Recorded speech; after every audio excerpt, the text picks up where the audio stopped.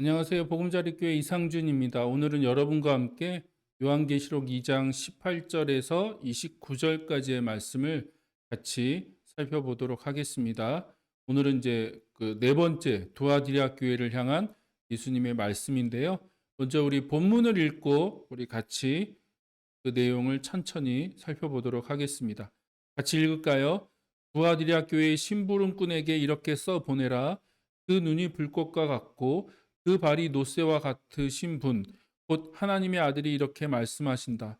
나는 내 행위와 내 사랑과 믿음과 섬김과 오래 참음을 알고 또 내 나중 행위가 처음 행위보다 더 훌륭하다는 것을 안다. 그러나 내게 나무랄 것이 있다. 너는 이세벨이라는 여자를 용납하고 있다. 그는 스스로 예언자로 자처하면서 내 종들을 가르치고 그들을 미혹시켜서 간음하게 하고 우상의 재물을 먹게 하는 자다. 내가 그에게 회개할 기회를 주었으나 그는 자기 행위를 회개하려 하지 않았다. 보아라, 나는 그를 병상에다 던지겠다. 그와 더불어 간음하는 자들도 그와의 행위를 회개하지 않으면 큰 환난을 당하게 하겠다. 그리고 나는 그의 자녀들을 반드시 죽게 하겠다. 그러면 모든 교회는 내가 사람의 생각과 마음을 살피는 분임을 알게 될 것이다. 나는 너희 각 사람에게 그 행위대로 갚아 주겠다. 그러나 두아디라에 있는 사람들 가운데서 그의 가르침을 받아들이지 않는 사람들, 곧 사탄의 깊은 흉계에 물들지 않는 사람들인 너희 남은 사람들에게 내가 말한다. 나는 너희에게 다른 짐을 지우지 않겠다. 다만 내가 올 때까지 너희가 가지고 있는 그것을 굳게 붙잡고 있어라. 이기는 사람은 곧 내 일을 끝까지 지키는 사람에게는 민족들을 다스리는 권세를 주겠다. 그는 쇠 지팡이로 그들을 다스릴 것이고 민족들은 마치 질그릇이 부서지듯 할 것이다. 이것은 마치 내가 나의 아버지께로부터 권세를 받아서 다스리는 것과 같다. 나는 그 사람에게 샛별을 주겠다. 귀가 있는 사람은 성령이 교회들에게 하시는 말씀을 들어라. 아멘. 자, 그러면 이 말씀을 가지고 오늘 네 번째 교회죠. 에베소, 서머나, 그다음에 버가모, 그다음에 두아디랴 이렇게 네 번째 교회의 그를 향해서 예수님이 뭐라고 말씀하셨는가라고 하는 내용을 같이 나누도록 하겠습니다. 자, 그 전에 우리가 이제 이 부분을 계속해서 반복해서 얘기하고 있죠. 7가지 항목을 가지고 이 7개에 보낸 7편의 편지를 우리가 살펴볼 수 있다라고 얘기했죠. 그래서 수신, 이름, 칭찬, 책망, 권면, 들음, 약속이라고 하는 7가지를 여러분이 기억해 두시고 이 7가지의 내용들을 가지고 본문을 살펴보면 본문의 메시지, 본문의 내용이 잘 이해가 된다라고 말씀드렸고요. 특히 이제 이름, 예수님의 이름이 항상 소개되고 있죠. 그리고 그 이름이 이제 본문의 내용, 그러니까 각 교회에 처해진 상황과 밀접하게 연결되어 있다는 것도 알 수 있고, 그 다음에 나중에 나오는 약속, 종말론적인 약속과도 연결된다는 것을 우리가 확인할 수 있다고 계속 말씀드리고 있습니다. 그리고 그 다음에 이제 어떤 교회를 향해서는 칭찬, 어떤 교회를 향해서는 책망, 그러나 또 어떤 교회를 향해서는 칭찬과 책망이 동시에 있는 교회도 있고요. 그래서 세 분류로 나눌 수 있다고 말씀드렸습니다. 칭찬만 있는 교회, 책망만 있는 교회, 그리고 또 칭찬과 책망이 같이 있는 교회 이렇게 세 분류로도 나눌 수 있다고 얘기했고요. 그리고 이제 마지막으로 이제 권면, 그 어떻게 무엇을 권면하시는가라고 하는 부분들을 우리가 살펴보면 각 교회를 향해서 예수님이 무엇을 말씀하시고 계신지를 그 메시지의 그 의미를 명확하게 이제 확인할 수 있다라고 계속해서 말씀드리고 있습니다. 자, 그러면 두아디라 교회를 향해서 이제 보내신 그 편지의 내용 중에 첫 번째 특징, 우리가 그걸 같이 살펴보기를 원하는데 각 교회에 등장하는 예수님의 모습은 1장 12절에서 20절. 그래서 우리가 이미 살펴봤죠. 1장에서 부활하시고 승천하신 예수님을 1장에서 소개하고 있어요. 의도적인 거죠. 그렇게 예수님을 소개하고 있고 그 소개된 예수님의 모습 중에서 한 가지 모습을 지금 콕 집어서 각 교회를 향해서 서로 다른 그 예수님의 모습을 지금 얘기하고 있는 거죠. 그리고 다시 한번 말씀드리지만 그 예수님의 소개된 모습은 각 교회에 처해진 상황, 또 그 교회를 향해서 주시는 어떤 칭찬과 책망, 그다음에 약속과 밀접하게 연결되어 있다는 것을 여러분이 꼭 기억해 두시면 좋을 것 같아요. 자, 그러면 두아디라 교회를 향해서 예수님이 뭐라고 그 말씀하셨는지 한번 살펴볼까요? 자, 먼저는 그 눈이 불꽃과 같고 그 발이 노새와 같다라고 말씀하시죠. 그래서 눈이 불꽃과 같고 발이 노새와 같다라고 얘기하고 그 다음에 하나님의 아들이시다라고 말씀하고 있죠. 그래서 불꽃과 같다, 눈이 불꽃과 같다는 것은 모든 것을 다 보시고 아신다는 거고 그리고 더 나아가서 심판하시는 분이시다라고 하는 것을 강조하는 표현이고요. 그 발이 노새와 같다, 단단하다, 강력하다, 굳건하다라는 의미인데 이것은 한번 설명드렸습니다. 전쟁에서 승리하면 그 적의 장수나 또 적의 왕을 어떻게 해요? 발밑에 두게 하고 그 장수와 왕을 발로 밟죠. 그걸 통해서 내가 이제 승리했다, 정복했다, 내가 승리자다라고 하는 그런 어떤 메시지를 전달하는 것처럼 예수님의 발이 노새와 같다는 것은 예수님이 그렇게 정복하시고 또 통치하시고 또 더 나아가서 심판하신다는 의미도 그 안에 있습니다. 그러니까 눈이 불꽃 같고 발이 노새와 같다는 것은 심판이라는 어떤 의미가 더 강력하게 있고요. 그 다음에 하나님의 아들이라고 하는 것은 나중에 이제 뒤에 가서 더 자세히 말씀드리겠지만 다니엘서 7장에서 얘기하는 그러니까 하나님에게 권세를 받고 그 권세를 가지고 이제 열국 만국을 통치하시는 그 인자와 같은 분, 그분이 이제 곧 하나님의 아들이시잖아요. 그래서 예수님의 통치, 예수님의 그 다스림을 강조하는 표현이다라고 하는 것을 확인할 수 있습니다. 그래서 눈이 불꽃 같고 발이 노새와 같다는 것은 심판자로서의 역할을 강조한다. 계속해서 말씀드렸습니다. 이건 버가모 교회와 상황이 매우 비슷하다라고 하는 것을 우리가 또 다시 이제 확인할 수 있는데 이 버가모 상황이 어떤 상황이었는지 기억해 보시고 또 버가모 교회를 향해서 예수님이 뭐라고 소개되고 있고 무엇을 또 경고하셨고 책망하셨고 권면하셨는가를 다시 한번 여러분 기억해 보시면서 이 두아디라 교회와 한번 비교해 보시면 또 많은 것들을 또 우리 발견할 수 있을 거라고 생각합니다. 자, 독특하게도 예수님을 하나님의 아들로 소개하고 있는데 이것은 후반부에 언급한 시편 2편의 말씀과 연결된다. 이제 뒤에 가서 더 자세히 나눌 건데 시편 2편 하나님의 아들, 그다음에 다니엘서 7장 인자 이게 다 연결되는 부분이라고 하는 걸 여러분이 기억해 두시고 그래서 예수님의 통치, 예수님의 다스림을 강조하는 거다. 그러니까 심판과 예수님의 통치를 지금 강조하고 있는 표현이다. 그래서 의도적으로 예수님의 그런 모습을 지금 소개하고 있고요. 자, 그러면 두 번째 특징은 뭐냐? 각 교회에 나타나시는 예수님의 모습은 각 교회가 처해 있는 장점 혹은 단점, 그러니까 각 교회가 처해 있는 상황, 지금 어떤 문제가 있고 어떤 환경에 있고 그래서 그들이 어떻게 반응했고 또 그것 때문에 예수님의 어떤 책망을 받고 있는지 예수님에게 어떤 책망을 받고 있는지 그것과 긴밀하게 연결되어 있다고 하는 걸 여러분이 기억하셔야 되겠죠. 자, 뭐라고 예수님이 칭찬하셨냐? 두아디라 교회를 향해서 내가 그 내 행위를 알고 있다. 그래서 사랑과 믿음과 섬김과 오래 참음을 내가 잘 알고 있다라고 얘기하시죠. 그리고 나중 행위가 처음 행위보다 더 훌륭하다. 그러니까 처음 믿었던 그 사랑, 어떤 믿음, 또 헌신 그것보다 지금 더 뜨겁게 믿고 있고 또 사랑하고 있고 헌신하고 있다라고 하는 것을 예수님이 칭찬하고 계시는 거죠. 그래서 그 두아디라 교회는 그렇게 예수님께 칭찬받는 그래서 그 행위, 그 모습을 예수님으로부터 인정받는 교회였다는 걸 알 수 있습니다. 반대와 박해, 여러 가지 반대와 박해에도 불구하고 그리스도를 충성스럽게 증언한 것에 대해서 칭찬을 받고 있죠. 자, 이것은 버가모 교회의 안디바, 버가모 교회와 비슷하다라고 말씀드렸습니다. 그래서 버가모 교회에는 안디바라는 사람이 그렇게 등장한 것처럼 지금 두아디라 교회는 그렇게 끝까지 믿음을 지키는 사람들이 있었고 그들을 지금 예수님이 칭찬하고 계시고요.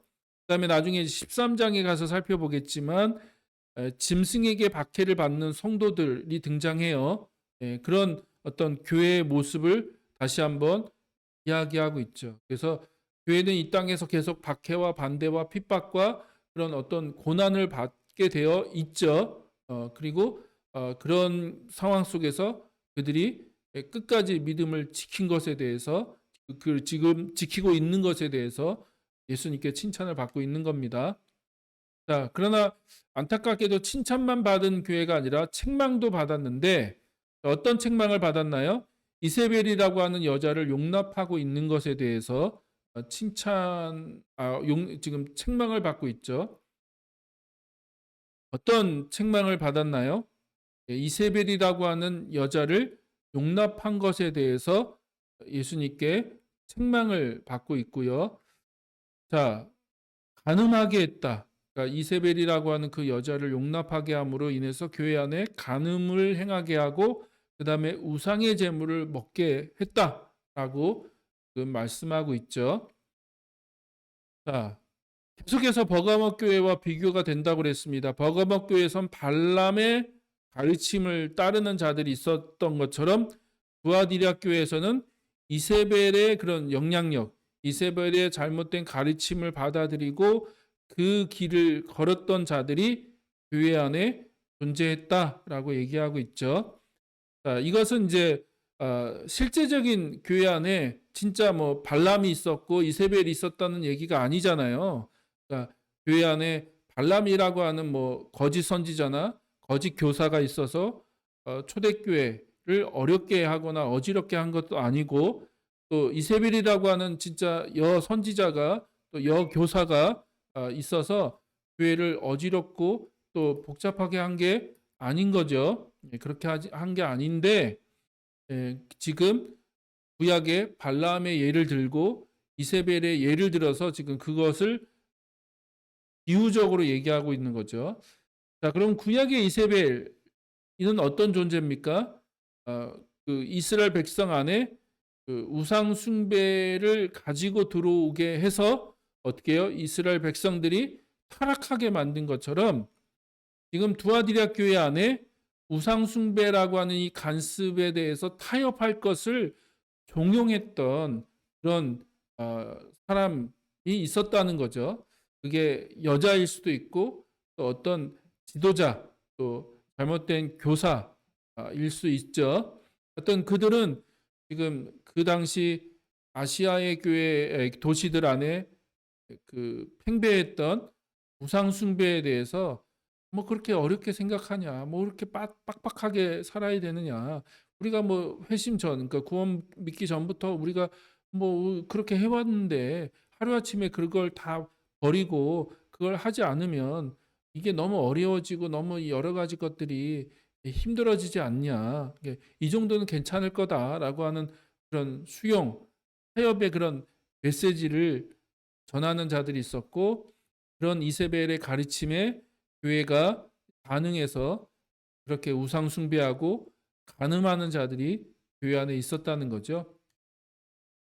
자, 발람, 니골라당, 이세벨 모두 우상 숭배와 성적인 문제와 연결되고요. 여기서 그런데 간음이라고 하는 건 단순히 성적인 행위를 가리키는 것이 아니라 우상 숭배, 그러니까 우상의 배후에 있는 신들과 불법적인 교제에 가담했다는 것을 의미한다는 거죠. 그래서 단순히 우상의 제물을 먹는 그 수준을 넘어서 아마 처음에는 그렇게 출발했을 수도 있어요. 근데 그러다 보니까 그게 우상 숭배하는 간습에 그냥 젖어들게 되고 그 제사에 참여하게 되고 그래서 하나님을 섬기는 자들, 하나님을 따르는 자들이 우상의 신들과 불법적인 교제를 행하게 되는 그걸 이제 간음했다라고 이제 표현하고 있다는 거죠.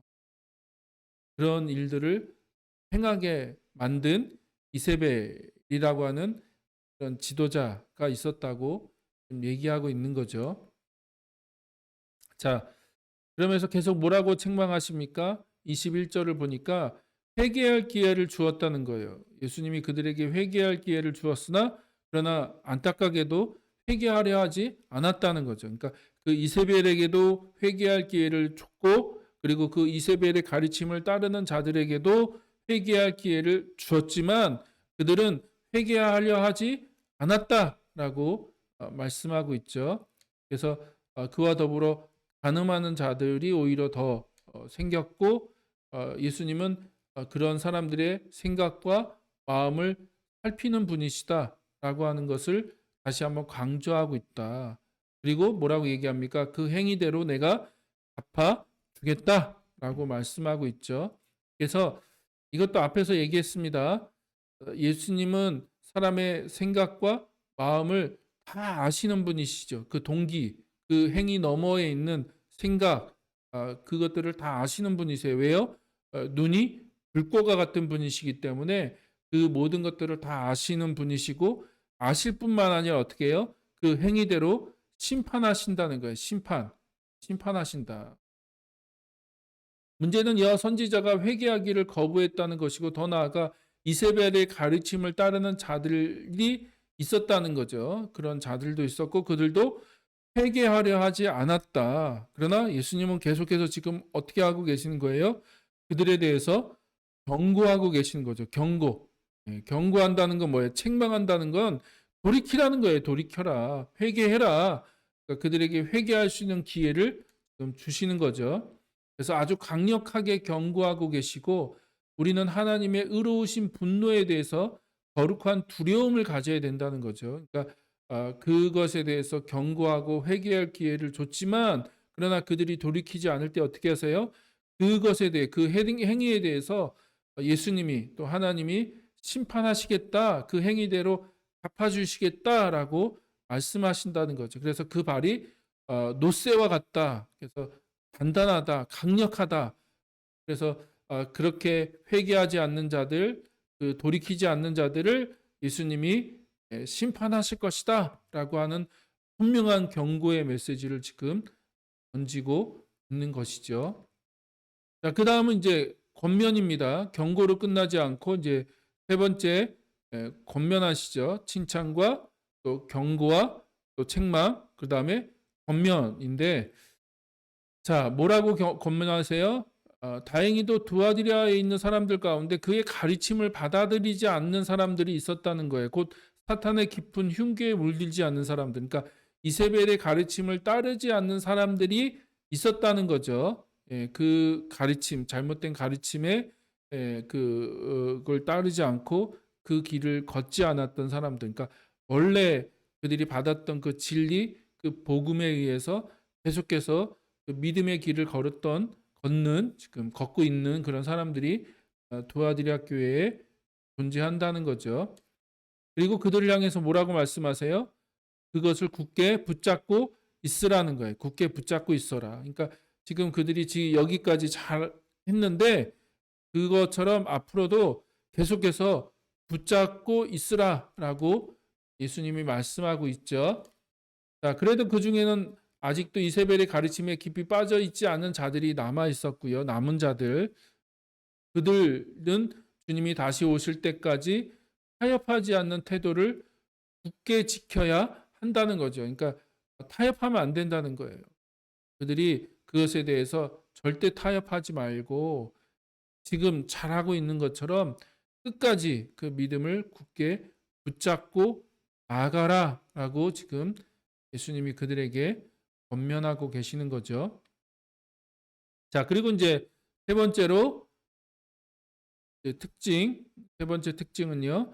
편지의 끝부분에는 이기는 자에게 주는 종말론적인 약속. 그러니까 그렇게 끝까지 믿음을 붙잡고 나가는 자들, 타협하지 않고 그 믿음을 끝까지 붙잡는 자들에게는 종말론적인 약속이 주어진다는 거예요. 그래서 우리가 이걸 여러분이 잘 아셨으면 좋겠습니다. 나중에 이제 요한계시록 뒤에 가서 계속 얘기할 건데 하나님이 통치하시잖아요. 그렇죠? 예수님이 통치하시잖아요. 하나님의 아들로서 예수님이 통치하시죠. 부활하시고 승천하셔서 하나님으로부터 권세를 받으시고 보좌 우편에 앉으셔서 우주 만물 이 피조 세계 전체를 예수님이 통치하고 계시죠. 그러나 요한계시록은 뭘 얘기해요? 우리가 지금 이 땅에서 살고 있는데 이 땅에서 교회는 고난과 핍박과 박해를 받는다는 거예요. 나중에 이제 13장에 가서 얘기하겠지만 그 이유가 뭐냐 하면 짐승 때문에 그렇다는 거예요. 그 배후에 용이 있고, 그러니까 사단 마귀가 있고, 그 사단 마귀의 대리자 이제 짐승이 등장하죠. 그 짐승이 하나님의 백성, 하나님의 교회를 핍박하고 반대하고 그들을 자꾸 흔들죠. 그러니까 이 땅에서는 그 짐승이 권세를 가지고 있고 이 땅에서 그 권세가 통용되고 있기 때문에 하나님의 교회들이 여러 가지 어려움과 고통 또 순교까지 당하고 고난을 당한다는 거예요. 그러나 중요한 건 뭡니까? 그럼에도 불구하고 교회가 기억해야 될 것은 예수님이 통치하고 계신다라고 하는 거죠. 근데 이게 이제 큰 고민입니다. 무슨 고민이냐면 딜레마죠. 예수님이 통치하신다, 하나님이 통치하신다라고 해놓고 우리가 살아가는 현실을 보면 마치 하나님이 저 멀리 계신 것 같고 하나님이 통치하지 않으시는 것 같아요. 악인이 득세하고 죄송합니다. 악인이 득세하고 의인들이 고난을 받고 교회가 이 땅에서는 너무나 연약하게 박해와 또 죽임을 당하는 순교를 당하는 일들이 계속해서 벌어지고 마치 하나님은 그것에 대해서 방관하시는 것 같고 마치 아무것도 하지 않으시는 것 같은 그런 일들이 계속해서 벌어지고 있다는 거죠. 그러나 그럼에도 불구하고 하나님의 교회는 기억해야 된다. 예수님이 통치하신다. 하나님이 통치하신다라고 하는 거죠. 그래서 요한계시록을 계속 읽다 보면 하나님이 그럼에도 불구하고 하나님의 교회를 보호하고 다스리신다라고 얘기하고 있고요. 그리고 그것이 마지막 날에 예수님이 다시 오실 때 그것이 드러날 거라는 거예요. 이 땅에 드러나서 놀라운 반전이 일어날 것이다. 라고 그걸 얘기하고 있는데 그게 이제 종말론적인 약속인 거죠. 새하늘과 새 땅이 완성되고 예수님이 온전히 그것들을 회복하실 때 놀라운 반전이 일어날 건데 자 뭐라고 말씀하십니까? 뭘 약속하세요? 그 내일을 끝까지 지키는 사람들, 그냥 끝까지 붙들고 있는 사람들에게는 민족들을 다스릴 수 있는 권세를 주겠다라고 말씀하시죠. 이게 뭐하고 연결된다고요? 하나님의 아들이시다. 예수님이 하나님의 아들이시다라고 소개한 것과 연결이 되죠. 그래서 다니엘서 7장하고도 연결이 된다고 계속 말씀드리는 거예요. 그래서 인자가 와서 하나님으로부터 권세를 받고 하나님 나라를 완성하죠. 다니엘서 7장에 보면. 그리고 그 권세, 그러니까 그 통치권을 누구에게 나눠줘요? 하나님의 백성에게 나눠주거든요. 그래서 하나님의 통치, 하나님의 그 다스림에 하나님의 백성이 동참하는데 똑같아요. 신약에 와서는 예수님이 부활하시고 승천하셔서 하나님으로부터 권세를 받죠. 그렇죠? 권세. 열방을 통치하실 수 있는 열방을 다스릴 수 있는 권세를 받으시고 그리고 한 번만 오시는 게 아니라 두 번 오신다. 재림 다시 오셔서 그것을 완성하실 때 이 땅에 있는 하나님의 교회가 그 예수님의 통치에 어떻게 해요? 동참하게 되죠. 참여하게 된다. 그래서 지금 그걸 다시 한번 약속하고 계시는 거죠. 끝까지 지키는 자들에게는 민족을 다스릴 수 있는 권세를 내가 주겠다. 예수님의 그 통치에 동참하게 되는 놀라운 복을 누리게 될 것이다. 라고 얘기하고 있죠. 자, 그리고 또 뭐라고 얘기합니까? 나는 그 사람에게 샛별을 주겠다라고 얘기합니다. 그래서 이 샛별이 뭔가라고 하는 걸 우리가 좀 질문을 던져야 되는데 자, 이것은 시편 2편에 예언된 메시아 왕국. 그래서 그 시편 2편에 보면 예수님에 대한 어떤 그 예표적인 이야기가 나오죠. 그 2편이 시편 2편에 대한 얘기인데 특히 이제 예수님만 나오는 게 아니라 메시아만 나오는 게 아니라 메시아를 통해서 완성될 하나님 나라와 그의 백성이 예수님과 함께 통치할 것에 대한 놀라운 그 약속과 그림을 그리고 있는데 그것이 다시 한번 그 성취될 것을 예수님이 지금 여기서 말씀하고 있다는 거죠. 그래서 완성될 메시아의 왕국에 하나님의 백성이 동참하게 될 거다, 참여하게 될 거다라고 하는 얘기. 주님은 이미 그 권세를 받으셨고요. 부활하심으로, 승천하심으로. 따라서 그들은 주님께서 받으신 것을 받고 만국을 다스릴 거라는 거예요. 예수님과 함께 만국을 통치할 거다라고 얘기하고 있고요. 그다음에 여기서 이제 샛별이라고 이제 얘기하고 있는데, 샛별은 그리스도 자신을 가리킨다. 그리스도 자신. 그래서 계시록 22장 16절, 민수기 24장 17절을 보면 샛별은 그리스도의 부활과 함께 시작된 메시아의 통치와 연관되어 있는 상징적인 표현인 거죠. 그래서 그것이 하나님의 아들, 샛별은 하나님의 아들을 얘기하는 것과 연관이 있다. 그래서 이 지금 다 같은 의미의 이야기를 반복적으로 하고 있는 거다라고 하는 걸 여러분이 확인해 보셨으면 좋겠고요. 그래서 예수님이 샛별을 주겠다는 건 그리스도 자신을 주겠다는 거고, 그건 곧 예수님과 함께 우리가 통치에 참여하게 되는, 예수님의 그 통치에 그의 몸으로 또 그분의 자녀로, 백성으로 그 통치에 참여하게 되는 놀라운 이야기를 이야기하고 있는 거다라고 여러분이 이해하시면 좋을 것 같습니다. 자, 그래서 결론을 내리면 이세벨이라는 거짓 선생에게 현혹되어 우상숭배의 관습에 순응하고 타협했던 교회를 향해 주님은 온전한 회개와 더불어 무거운 심판을 경고하시죠. 그러니까 기회를 주시는 거죠. 하나님의 심판을 유보해 놓음으로 인해서 돌이킬 수 있는 기회를 주시는 거고, 그러나 그것은 한정되어 있다. 기간이 정해져 있고 그 기간이 되면 예수님이 심판하실 것이다 라고 하는 것을 경고하고 있고, 교회는 이 세상에서 승리함으로 주님의 통치에 참여하게 될 것이다 라고 하는 이야기를 하고 있죠. 자, 그러면 이게 초대교회 아시아의 7교회를 향해서 주신 말씀, 특히 이제 두아디아 교회를 향해서 하신 말씀이라면 현대교회를 향해서는 뭐라고 말씀하실까요? 어쩌면 우리가 그렇게 생각할지도 몰라요. 그들처럼 우리가 우상에 바쳐진 제물을 먹는 것도 아니고 우상 숭배를 하는 것도 아니고, 우리에게 주시는 그러면 메시지가 이것이 어떻게 연결될까라고 하는 고민을 하게 되는데, 저는요, 어쩌면 그 당시에서 우상 숭배는 단순히 우상에게 앞에 가서 절하는 정도를 얘기하는 게 아니에요. 그리고 그 앞에 차려진 음식을 먹는 정도를 얘기하는 게 아닙니다. 다시 한번 얘기하지만 그것은 그 당시 커뮤니티 안에 들어가는 관문과 같아요. 그래서 그걸 통해서 그 커뮤니티 안에 들어가야지 경제적, 사회적, 정치적인 권위, 어떤 것들을 보장받는 거죠. 이해되세요? 그러니까 도시 국가였잖아요. 도시 국가. 그러니까 두아디리아라고 하는 도시 안에서 먹고 살려면 장사를 하든지 뭘 하든지, 또 그 안에서 어떤 경제적 활동을 하든지 정치 활동을 하든지 사회 활동을 하든지 그 안에 들어가려면 그들이 그냥 너무나 그러니까 모든 사람이 행하고 있는 그 우상의 절하는 그 일에 같이 동참했어야 되는 거예요. 근데 그 일을 하지 않겠다라고 하는 것은 그 커뮤니티 안에 내가 들어가지 않겠다. 그 제주식으로 말하면 괜당인데요, 괜당. 관계 문화죠, 관계 문화.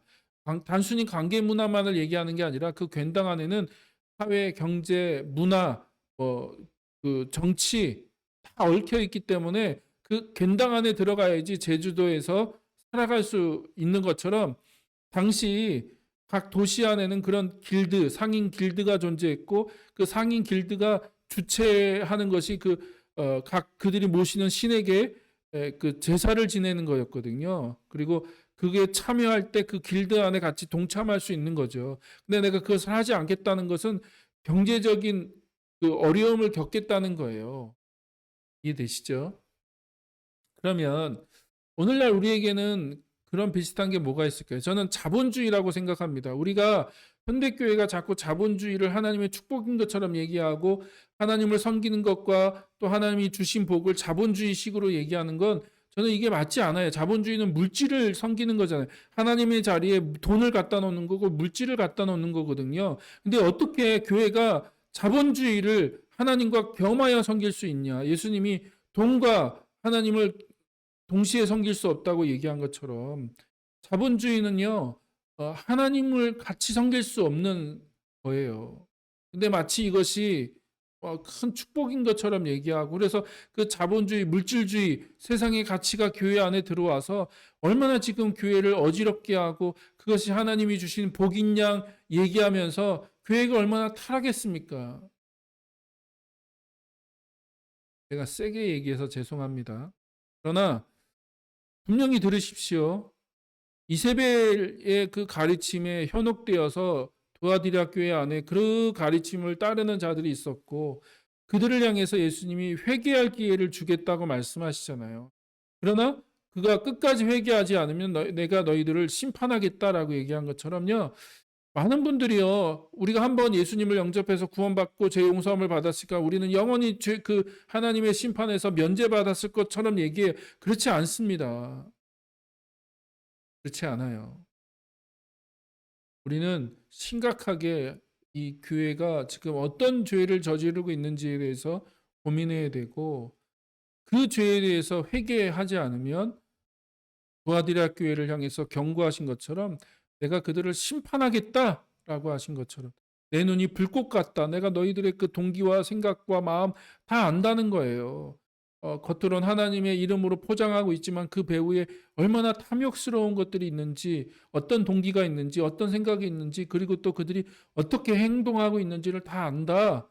그리고 내가 그것들을 다 심판하겠다, 그 행위를 심판하겠다라고 얘기한 것처럼, 지금 저는 현대교회를 향해서 예수님이 동일하게 그렇게 말씀하고 있다고 믿습니다. 그리고 그럼에도 불구하고 그 안에 끝까지 그 믿음의 순수성, 그 예수 그리스도를 따르는 그 타협하지 않고, 그 세상의 가치, 세상의 그 가르침, 세상의 가치관, 것들과 타협하지 않고 끝까지 믿음을 지키는 자들에게는 예수님이 나와 함께 만국을 통치하는, 만국을 다스리는 그런 놀라운 권세에 참여하게 하겠다라고 말씀하고 있고, 샛별 예수 그리스도 자신을 우리에게 주시겠다라고 약속하고 계시다는 거죠. 그래서 우리가 이 말씀을 진지하게 다시 한번 들을 수 있기를 주의 이름으로 간절히 축복합니다. 감사합니다. 우리 다음에는 또 다시 5번째 기회를 같이 살펴보도록 하겠습니다. 여러분과 함께 또 요한계시록을 나눌 수 있어서 저도 감사하고요. 그동안 좀 멈추고 있었는데 다시 제가 이 말씀을 여러분하고 나누는 것들을 시작하겠습니다. 같이 진지하게 그 말씀을 고민하고 주님 앞에 믿음을 지켜나가면서 주님을 따르기를 소망합니다. 감사합니다. 마치도록 하겠습니다.